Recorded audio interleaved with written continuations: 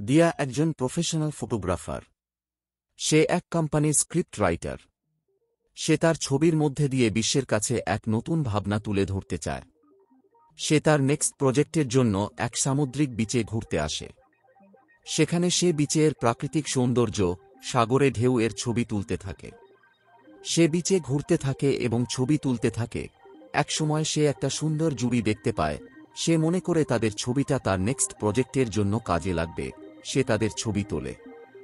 দিয়ার ছবিগুলি গল্প বলার এবং আবেগ জাগিয়ে তোলার ক্ষমতার জন্য পরিচিত ছিল, এবং তার প্রিয় মিউজ ছিল সমুদ্রের চির পরিবর্তিত ক্যানভাস।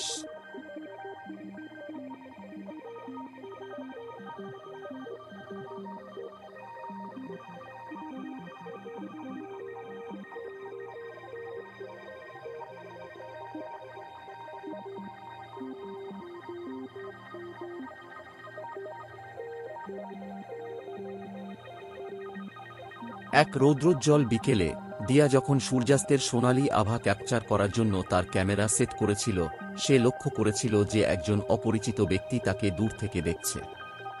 ঢেউয়ের শব্দে তিনি সমুদ্র সৈকতে আকৃষ্ট হয়েছিলেন, কিন্তু দিয়া এবং তার ক্যামেরা দেখে নিজেকে মুগ্ধ করেছিলেন। কৌতূহলের টান প্রতিরোধ করতে না পেরে রাজ লিলির কাছে গেল এবং ফটোগ্রাফির প্রতি তার আবেগ সম্পর্কে একটি কথোপকথন শুরু করল। দিয়া সর্বদা শিল্পের প্রতি তার ভালোবাসা ভাগ করে নিতে আগ্রহী।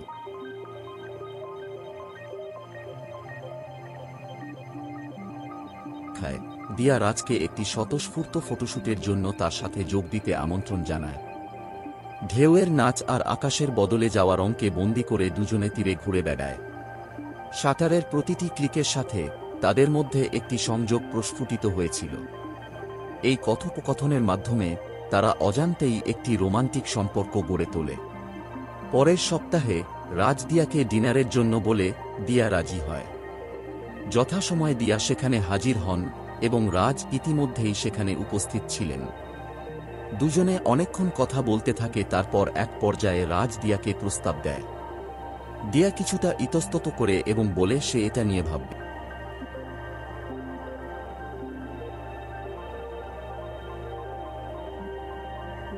দিয়ার জীবনে তার প্রফেশনই সব থেকে বড়।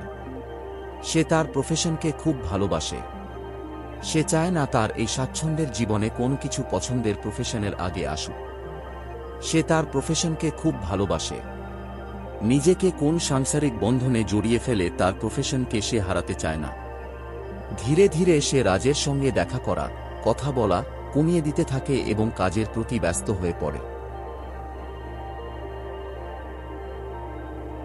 এইভাবে প্রায় 4-5 মাস কেটে যায়। একদিন দিয়ার এক বান্ধবী নাম কায়া তাকে বলে তাদের বাড়িতে আজ তার এনগেজমেন্ট পার্টি, তাই সময় মতো সে যেন সেখানে পৌঁছে যায়। কায়া প্রথম থেকে দিয়ার খুব কাছের বান্ধবী, তাই যতই কাজ থাকুক প্রিয় বান্ধবী এনগেজমেন্ট তাকে যেতেই হবে। সন্ধ্যায় মানুষজনের কোলাহলপূর্ণ পার্টিতে দিয়া যথাসময়ে পৌঁছে যায়। অফিসের সমস্ত কলিগ এসেছে, আত্মীয় স্বজন উপস্থিত। কায়ার বাবা সবাইকে স্বাগতম জানিয়ে তার মেয়েকে হবু জামাইকে আমন্ত্রণ জানাল।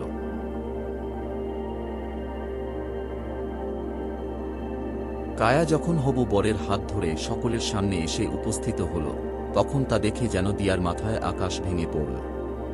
যা সে দেখল তা সে কোনোদিন কল্পনাতেও ভাবতে পারেনি। কোন দিন স্বপ্নেও ভাবেনি এরকম কোন দিন আসবে। কায়ার হাত ধরে যে ছেলেটি উপস্থিত ছিল সে আর কেউ নয়, সে ছিল রাজ।